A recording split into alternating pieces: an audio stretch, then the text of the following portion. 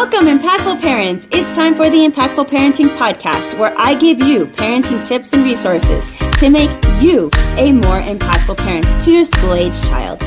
I am your host, Kristina Campos. Welcome, Impactful Parents. Today we're going to be talking all about this Moody season. Hello, my name is Kristina Campos. I'm founder of The Impactful Parent, and I help parents of school-age children turn their chaos into connection with their adolescent. I'm a mom of 4 kids, a teacher that has taught every grade from preschool through high school, and today I help moms and dads like yourself to navigate the exhausting, confusing, frustrating, but rewarding world of parenting. So welcome to The Impactful Parent. And let me introduce you to my co-host and best friend, Melissa Clark. Melissa is a mom of 3 and has been a teacher, a social worker, and a therapist. But Melissa found her true calling with the Gestalt coaching. And today, Melissa helps people heal past wounds and step into their best self with the Gestalt method of therapy. So welcome to this episode of The Impactful Parent. We are glad that you are here.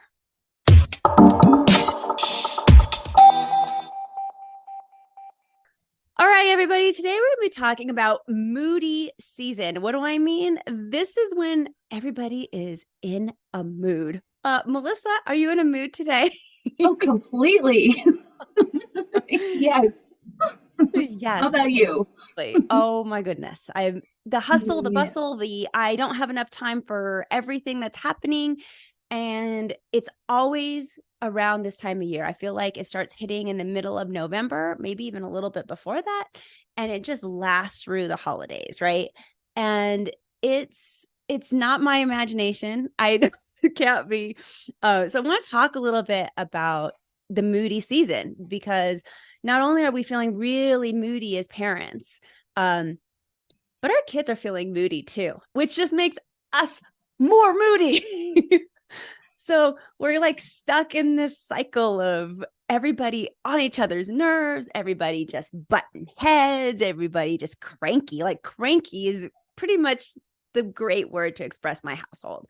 And so I wanted to get an idea, what does it look like in your household right now? And then let's talk about how can we manage this, not only for ourselves, but also for our kids today. So let's get started with this episode. Melissa, what does your house look like right now? Oh my goodness, it is bananas right now. I feel like the back to school excitement has kind of worn off, and now we're in it. Now this is okay, we're in the school year. The getting dark early does not help anything, right? Because at least after school, early on in the school year, we could go outside and spend some time outside, and the sun was still out, and that was still good, and it was still exciting to be back at school. And now we're just in it. Now it's getting colder and darker. I think that plays a big role, and they're just kind of getting sick of the routine already of school. It was new and exciting in September, end of August, September, back to school time, and now we're just in it, and it's frustrating on so many levels, and it's hard to get them outside to be active and doing things. So it's so much attitude and frustration and not wanting to listen. There's so much going on. Very, very moody.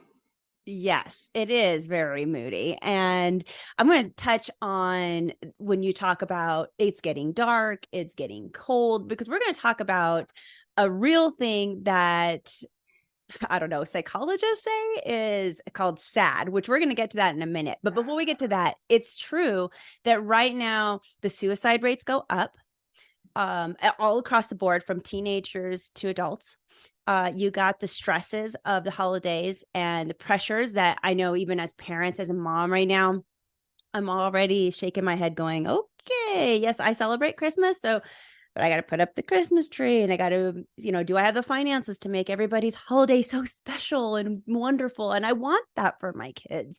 But it is stressful to make the magic happen. And that's so truly stressful. What parents do, right? We make the magic. I think it's even more stressful when you have a little child who is really depending on that magic. My kids are a little bit older now, but all of it is just weighing on the shoulders. And it starts maybe when daylight savings time happens is probably a good indicator. So I wanted you, from your expertise, if you see a kid who's withdrawing, okay, let's say they're eating too much or they're eating too little. Maybe let's say they're sleeping too much or sleeping too little. I know those are some basic signs of some depression that could start seeping in. But in general, not even just for our kids, I guess, it's for all of us, your spouse, your friends. What are some things that we need to look out for that says, hey, that person over there might need a little extra TLC from us? I feel like a big one is when they start, and this goes for anybody at any age, but when they start to lose interest in the things that normally bring them joy. So if, like, my middle child plays the cello and she's so excited about the cello, if that were to fall off, I would get concerned, right? They're going to go through mood swings. There's going to be periods of, oh, I want to sleep a little bit more, especially when it's darker and colder out. And there's going to be times that I want to be more withdrawn from my friends and all of that. And I think if it lasts a long time, right? Like looking at 6 months, that's a pretty significant amount of time for a 13 or 14-year-old to not want to hang out with their friends, right? But for the early signs is, okay, are they losing interest in the things that they love? Those are kind of like the red flags to look for. Yeah, eating, sleeping, definitely. But I feel like so much of that is typical. So it can be hard to see. It can be hard to recognize if kiddos are struggling. So the big thing is, do they not want, my other daughter loves she loves hanging out with her friends, but she loves volleyball. If she were just to say, nope, I don't want to do that anymore, I just want to go home and sit and be by myself, I would be concerned about that. And so many of the warning signs for teenagers going into depression are just teenagers. Exactly. It's yes. so difficult. Yep. It's a moody time. And just to allow for that, I think is okay. Yeah. And so we're trying to create this balance as parents between creating the space that maybe our kids need to decompress and let out themselves. And some kids truly need to be alone to recharge. And if you're a parent who understands that, awesome. But some parents don't get that. And they have a kid that needs that type of recharging moment. So just something to think about. It's just difficult. And if you're not catching the warning signs, it's not necessarily your fault. But I do want parents to be aware that this is an opportune time to start looking out for that kind of thing. I think that's important. Yes. Yeah. Just to have the awareness, eyes wide open, might not be anything. Hopefully it's not, but just to be keeping an eye out in case that there is something bigger going on.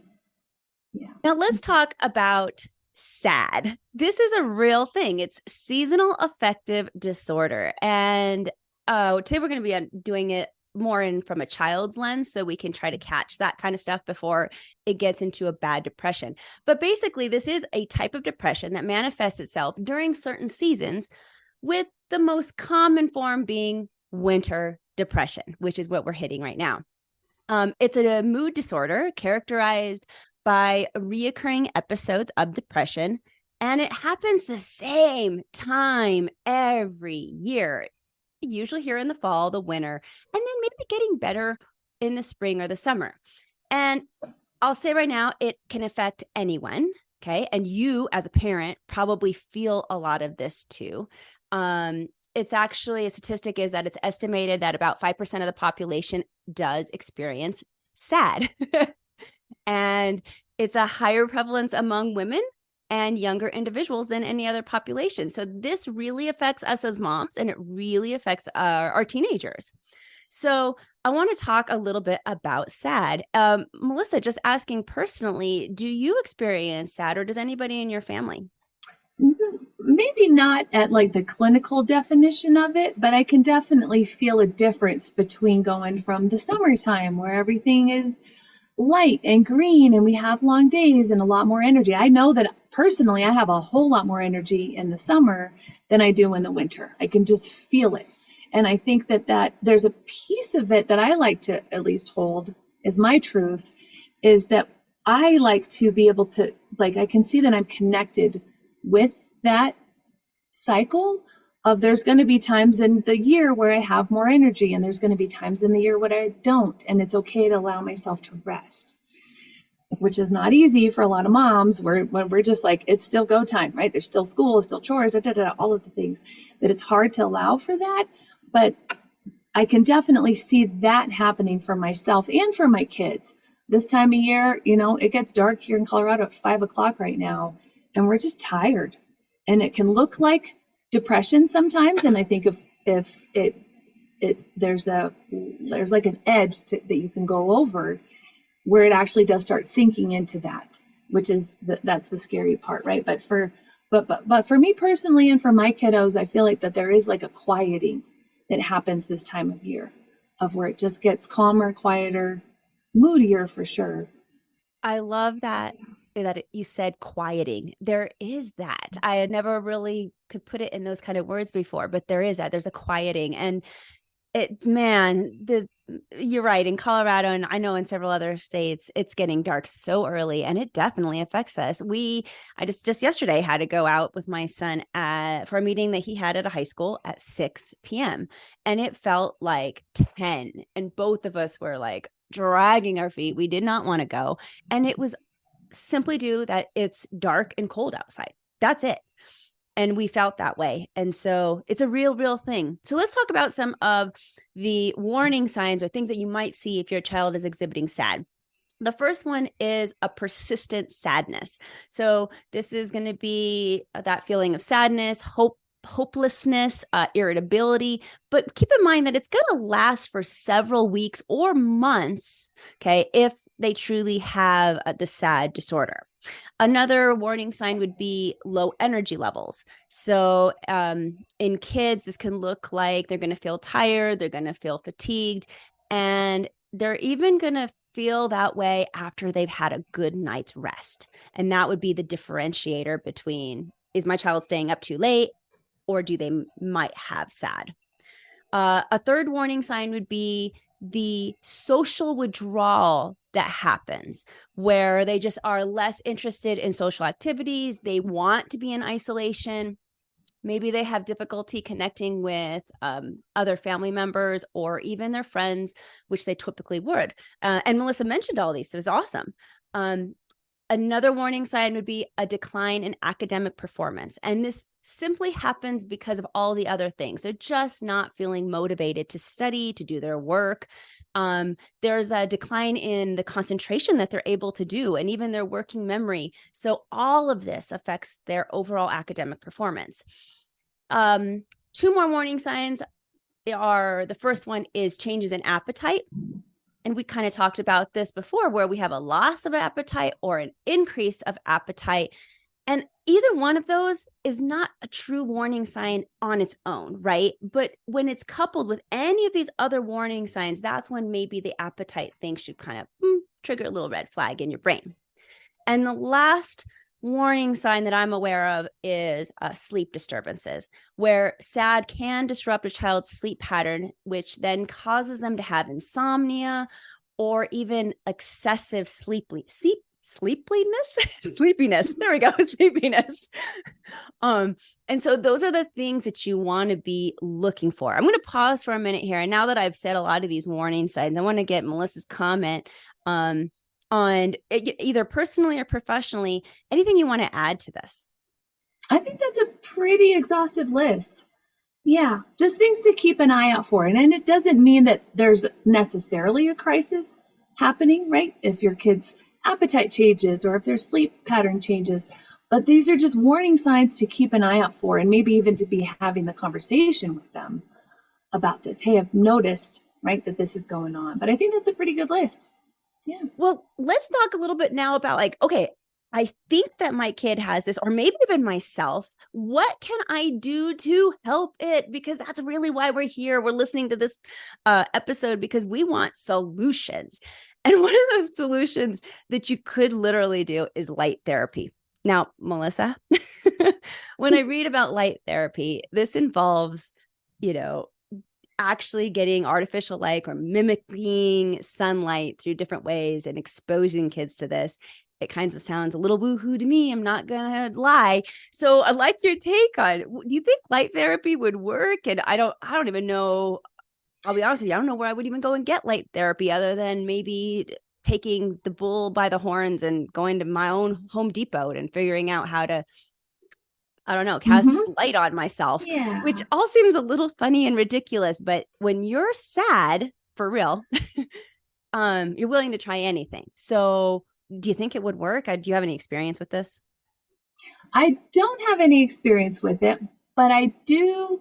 There's a piece of me that can see the benefits from it, right? Because a huge piece of this SAD, this disorder, is the lack of sun, right? So if we're going by the lack of vitamin D, the lack of the sun's rays being on us, that's a piece of what's contributing to this, for sure. So I think that's why the light therapy helps some people, is because it's offsetting the really dark nights, right? If you look at places like Seattle and Washington and Canada and Alaska, I don't know of the statistics, but I can only imagine, and what I've heard, that it's actually an increased incidence of SAD up there because of the lack of light, because of the lack of sunlight. So it would only make sense, right, if that's what's causing it, to bring more light into the world. Personally, I kind of struggle with this just a little bit, because I wonder how much of that takes us out of the natural rhythm of things, right? And if we look back into our ancestors that didn't have electricity, I'm always so curious to know what was going on for them way back when, right? How we're biologically wired, because they would just go to sleep earlier, right? Which is one of the symptoms of SAD. So I feel like there's a lot to explore and navigate, and there's not a definitive answer for, okay, does light help, or could it actually be throwing us off of our natural rhythm of just needing more rest? It's tough question. What I want to add to that is exactly what you're saying, that actually, if you can maintain a routine, that is another way that you can combat SAD. It's actually the next thing I was going to mention. So it's wonderful you brought it up. It's a great segue, that maintaining a routine. Now, let's think about how can we maintain a routine with light. And one of the things that I do personally is, when the sun comes up in the morning, because it is coming up a little bit earlier, I'm just starting my day earlier. I had to wake up this morning at 5 a.m. because the sun was coming up, and my body is so about the natural sunlight coming in. I get sleepy when the sun goes down, and I wake up when the sun comes up, and that's my natural body rhythm. And so I do need to adjust when the time changes. I just kind of have to embrace embrace the fact that I have to wake up at 5 a.m. Completely sucks, but I just have to do it. And if I embrace it instead of fight it, I find that I'm much happier in the long run. I'm just a more well-balanced mom than if I try to fight it and, keep to my schedule, but I'm still keeping a routine. I'm preface of that. I'm still keeping a routine. And another thing that I might do is, on my daylight hours, even when it's kind of cloudy outside, I turn the lights on in the house and I make my house brighter, and that makes me feel better. So it might be dark outside, but I'm bringing in that light into my home. And yeah, the electricity bill is a little bit more, but I mean, in the end, it's worth it to me just to have a better mental health, really. So one thing that I do, that I feel really helps my own mental health, and I really try and encourage my kids, which is sometimes a little bit of a struggle to do, is to get outside and to enjoy the daylight, especially when it's nice out, but even when it's not. I happen to love the snow, and some, like my youngest daughter does too. So to get outside when it's nice can make such a big difference. Just taking advantage of the sunlight, and the good weather can be really good. Getting into a winter sport can also be really beneficial. Like my youngest loves to ski, so I'll take her up as much as we can, and I love to snowboard. So that's, to me, and I know it's an expensive sport and it's a hassle, but that's an investment in our mental health that really pays off. I don't dread the winter, and my daughter actually really looks forward to it because of the fun that we can have out on the slopes. So I think having something to look forward to this time of year is good, especially if it's active and it's outside and you can still be in the sun as much as possible. I think that that's a real big key, because it's so easy just to slide into the routine of, oh, it's dark, I can't do anything, right? And then we just get sucked inside, and I think that contributes to the not feeling so awesome. So having some sort of hobby to look forward to, I think makes a big difference.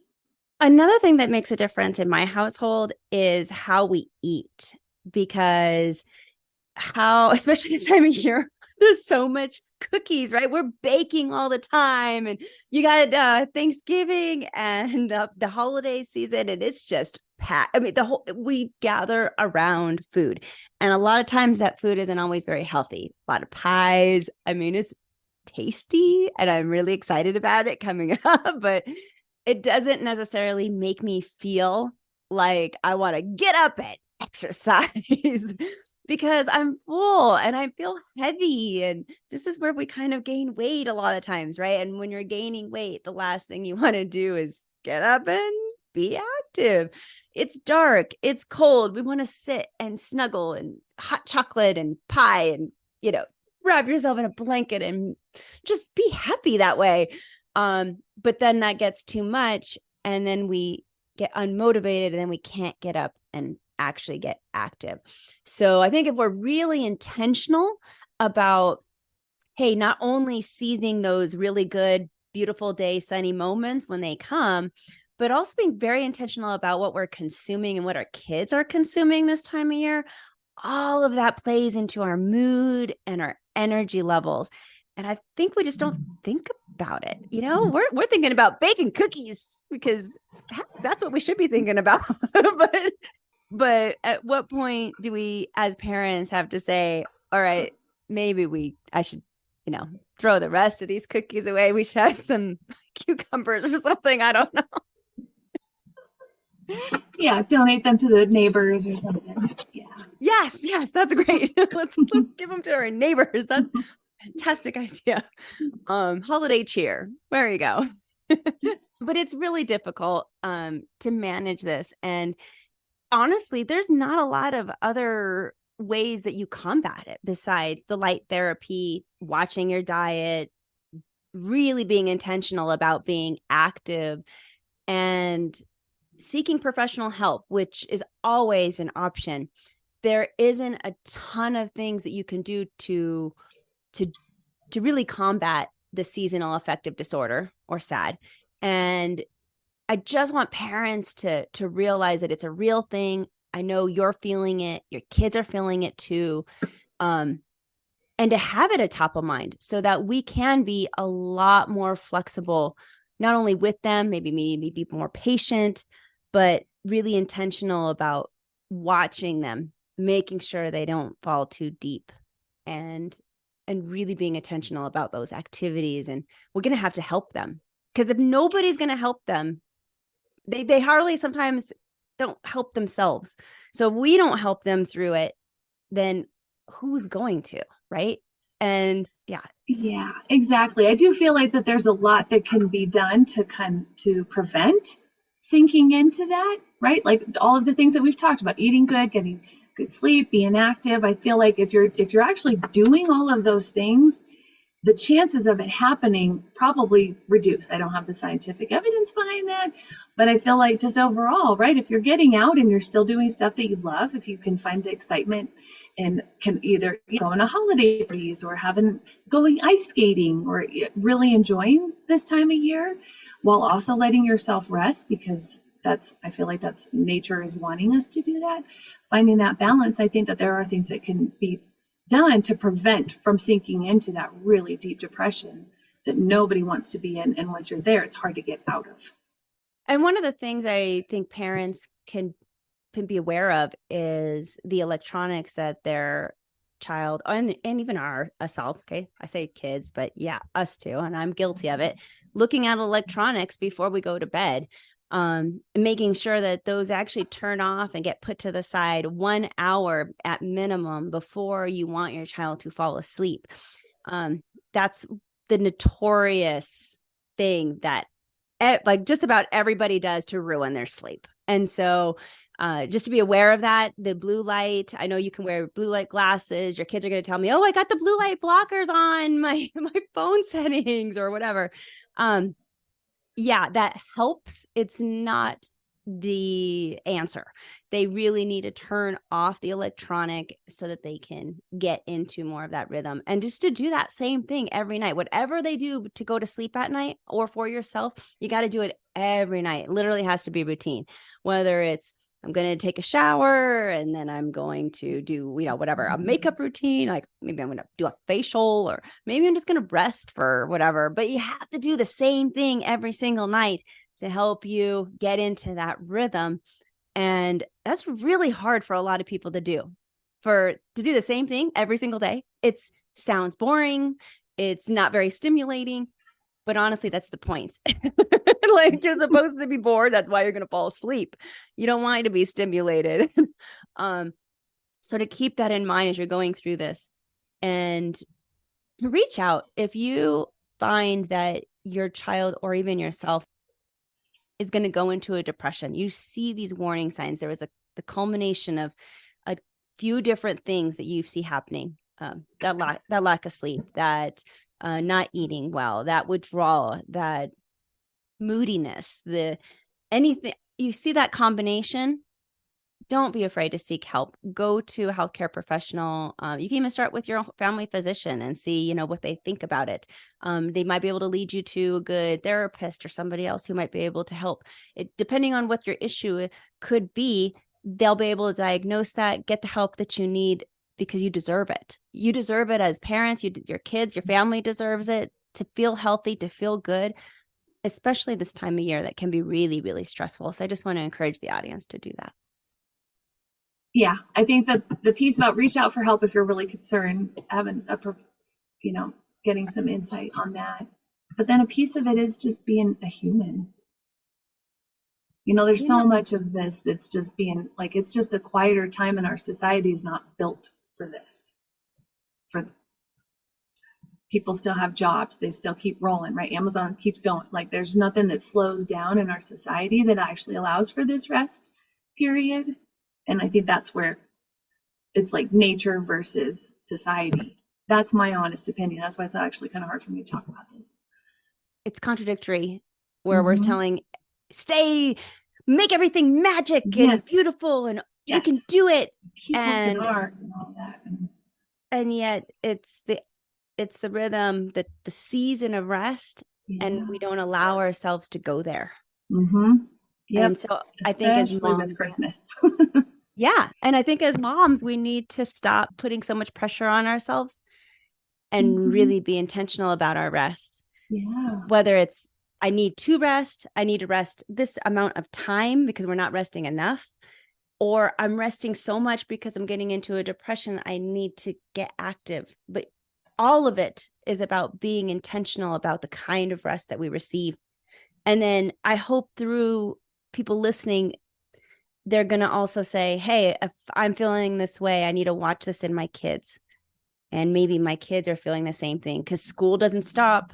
They still have midterms coming up. They still have, final exams for particular classes, and they can't stop either. And yet they're feeling the same types of pressures from society, and the weather is telling them just go to bed.